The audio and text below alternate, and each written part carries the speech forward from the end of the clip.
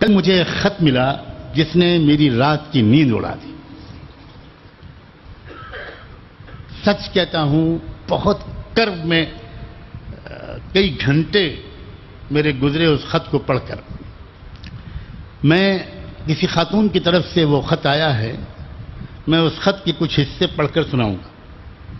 یہی آج کا بیان ہے.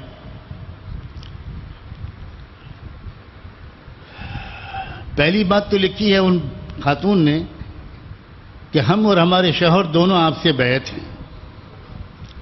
ہمارے سسرال والے ہم پر ناحق ظلم کرتے ہیں، غلط برتاؤ کرتے ہیں. ہمارے شوہر بہت اچھے ہیں، ہم اللہ کے احسان مند ہیں، شکر گزار ہیں. ہم جتنا شکر ادا کریں کم ہے. اللہ نے ہمیں اتنا اچھا شوہر دیا ہے. ہم یہ جاننا چاہتے ہیں کہ کیا بیوی پر اگر گھر والے ظلم کریں، غلط برتاؤ کریں، ناحق تانے دیں، تو شوہر کا یہ کہنا کہ میری خوشی کی خاطر برداشت کرتی رہو، کیا یہ صحیح ہے؟ کیا یہ کوئی برائی ہے؟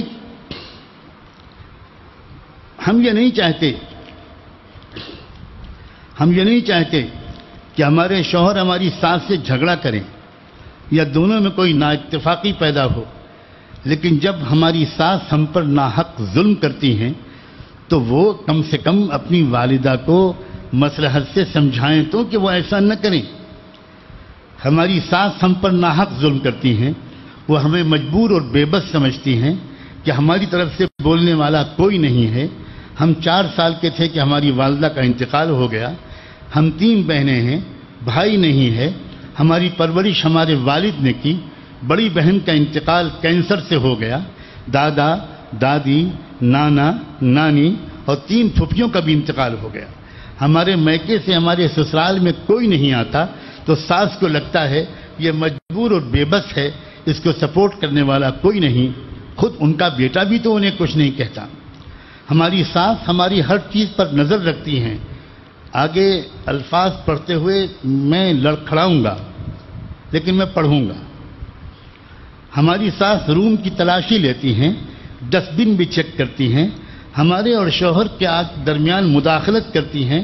حد تو یہ ہے کہ ہم نے کب صحبت کی اور کب نہیں اس پر بھی نظر رکھتی. کہتی ہیں کہ تمہارے تو کل کے پہنے ہوئے کپڑے ہیں، رات کو تم نہائی نہیں، کیا میرے بیٹے کو تم کنٹرول کر رہی ہو؟ کیا شریعت انہیں اس بات کی اجازت دیتی ہے کہ وہ شوہر اور بیوی کی زندگی میں اس حد تک مداخلت کریں؟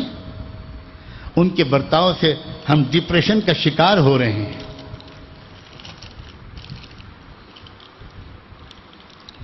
ہم اگر ہمارے شوہر کے ساتھ بیٹھیں، باتیں کریں یا ساتھ میں کھانا کھائیں تو انہیں اچھا نہیں لگتا.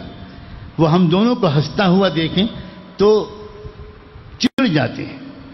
ہمارے شوہر اگر ہمارے قریب بیٹھیں تو کہتے ہیں ادھر جا کر بیٹھ، کیا عورت کے پیچھے پیچھے پھرتا ہے؟ اس گھر میں ہمیں شوہر سے ہنسنا، بولنا، بات کرنا مشکل ہو گیا ہے.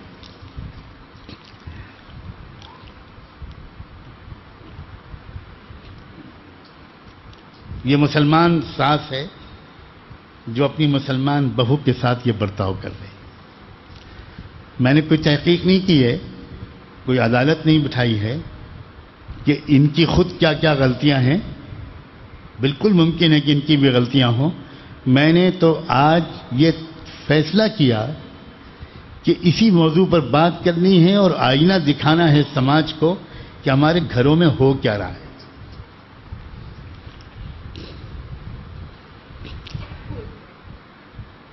عجیب قسم کی مخلوق بن جاتی ہے ماں ساس بننے کے بعد.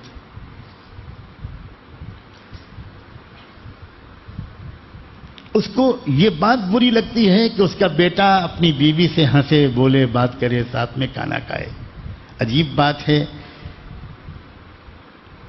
اللہ کے رسول تو یہ بتاتے ہیں کہ جب شوہر اور بیوی ایک دوسرے کو دیکھ کر مسکراتے ہیں تو وہاں ایک تیسرا بھی ہوتا ہے جو ان دونوں کو دیکھ کر مسکراتا ہے، اور وہ تیسرا ہوتا ہے اللہ جل شانہ.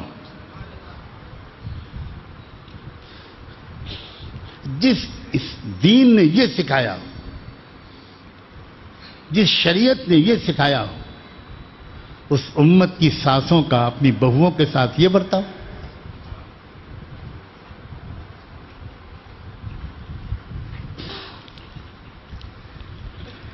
آگے چل کے یہ بیچاری لکھتی ہے کہ ہمیں فشر کا پرابلم ہے، بواسیر کی قسم کی جو تکلیف ہوتی ہے، ناسور، بڑا سخت تکلیف دہ بیماری ہے، وہ تکلیف بہت زیادہ رہتی ہے. درد اور تکلیف سے میرے آنسو بہنے لگتے ہیں، مگر کوئی ہماری کبھی کوئی مدد نہیں کرتا. گھر کا سارا کام ہمیں اکیلے ہی کرنا پڑتا ہے. ہم بیمار ہیں یا نہیں، کچھ دکھ رہا ہے، میرے کہیں درد ہو رہا ہے، اس کے کہنے کی مجال بھی نہیں ہے. کہتے ہیں ایسا کیا جوانی میں تم کو بڑھاپا آ گیا.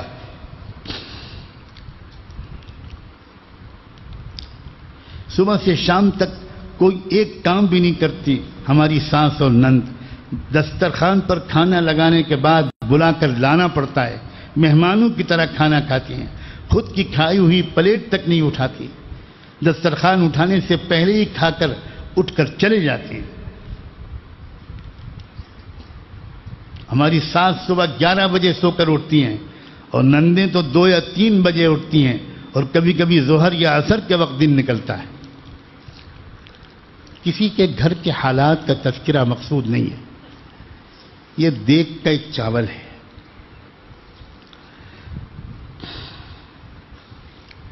میں کم سے کم آپ لوگوں سے یہ کہتا ہوں، یا جہاں کہیں بھی یہ آواز پہنچ رہی ہے، کہ اللہ کے بندو اپنے گھر کے حالات کا ٹھیک سے جائزہ لو اور اس میں دخیل بنو، تماشائی مت بنو.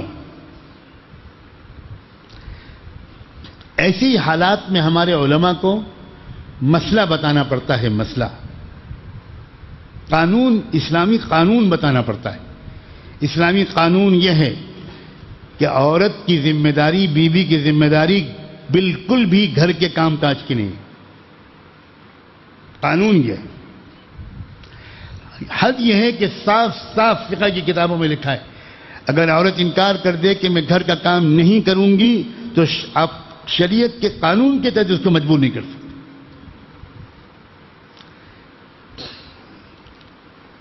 لیکن ہمارے علماء اس حقیقت سے اچھی طرح واقف ہیں کہ گھریلو زندگی صرف قانون کے سہارے نہیں چلا کرتی. گھریلو زندگی اخلاق سے چلتی ہے، محبت سے چلتی ہے، ایثار سے چلتی ہے. ورنہ قانون تو یہ بھی کہتا ہے کہ اگر ماں یہ کہہ دے کہ میں اپنے بچے کو دودھ نہیں پلاؤں گی، تو آپ حیرت کریں گے اسلامی شریعت میں کوئی شوہر اپنی بیوی کو مجبور نہیں کر سکتا کہ بچے کو دودھ پلاؤ. بالکل مجبور نہیں کر سکتا. لیکن کیا کوئی ماں، وہ کیسی ماں ہوگی جو یہ کہے گی؟ لیکن جہاں تک قانون کا سوال ہے، وہ تو بالکل ہی کچھ اور ہے.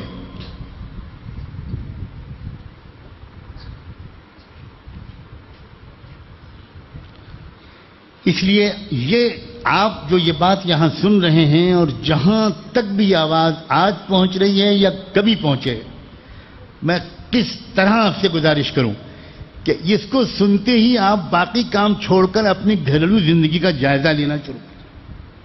ایک دن چھٹی لے لیجیے اور بیٹھ جائیے گھر میں کہ بھئی ہمارے گھر میں کیا کیا گڑبڑیاں ہیں، آج سے تعلقات ٹھیک کرو، آج سے ماحول کو خوشگوار بنائیں ہم لوگ سب مل کر.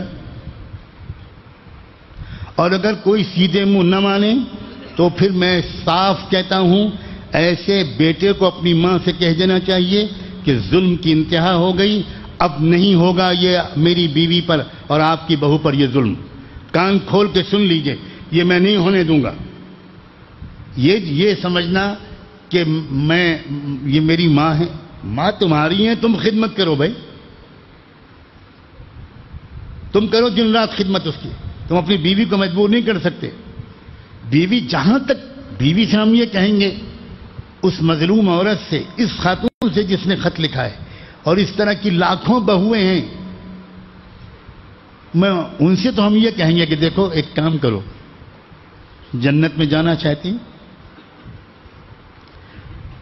الصبر جزاؤہ الجنہ. بس تم ایک بات طے کر لو کہ اللہ نے میرے لیے جنت میں جانے کا یہ راستہ لکھ دیا ہے، اس لیے میں جنت کی امید میں برداشت کیے جاؤں گی۔ یہ ہم صرف شوق دلا سکتے ہیں، مجبور نہیں کر سکتے، ترغیب دے سکتے ہیں، مجبور نہیں کر سکتے۔ لیکن ساتھ میں ہم اس ساتھ سے بھی کہیں گے، اے اللہ کی بندی، یاد رکھو کہ کوئی ہے جو دیکھ رہا ہے کہ تم کسی پر ظلم کر رہی ہو، کوئی ہے جو اس کا حساب لے گا۔ تم کو آخرت بھول گئی؟ تم کیا ہوگا؟ اللہ کے ہاں بڑے سے بڑے گناہ تو اللہ خود معاف کر سکتے ہیں، لیکن کسی انسان نے کسی پر ظلم کیا ہو، اس کا تو بدلہ قیامت میں لے کر رہیں گے اللہ، بخشا ہی نہیں جائے گا کوئی۔ حد یہ ہے کہ ایک سینگ والی بکری نے ایک بے سینگ والی بکری کو سینگ مار دی ہوگی، چوٹ پہنچا دی ہوگی، تو ان بکریوں کو زندہ کیا جائے گا اور وہاں موقع دیا جائے گا کہ جس بکری کو مارا تھا وہ بکری بدلہ لے اس بکری سے جس نے سینگ ماری تھی۔ جب وہ بدلہ لے لیا جائے گا تو دونوں فنا کر دی جائیں گی۔ جو اللہ ظالم اور مظلوم کے درمیان انصاف اس حد تک کرنے کا فیصلہ کر چکا ہے کہ وہ بے جان مخلوق غیر مکلف بکریوں کو بھی زندہ کر کے اور ان کے درمیان فیصلہ کروائے گا، وہ چھوڑ دے گا ایسی ساز کو؟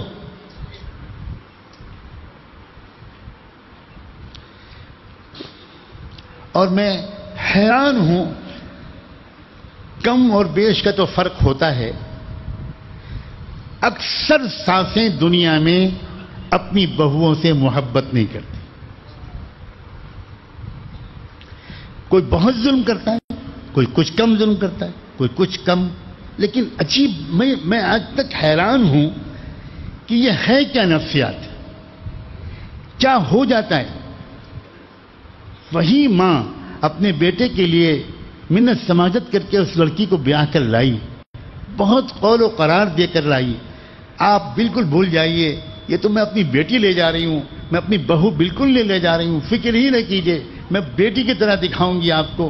ایسے ایسے وعدے، ایسے ایسے قول و قرار، اور اس کے بعد وہ جلاد، وہ ایسا جلادانہ سلوک کہ بھارت کی ظالم پولیس کے سلوک کو لوگ یاد کرنے لگتے ہیں جب ساسیں اپنی بہوؤں کے ساتھ سلوک کرتی ہیں۔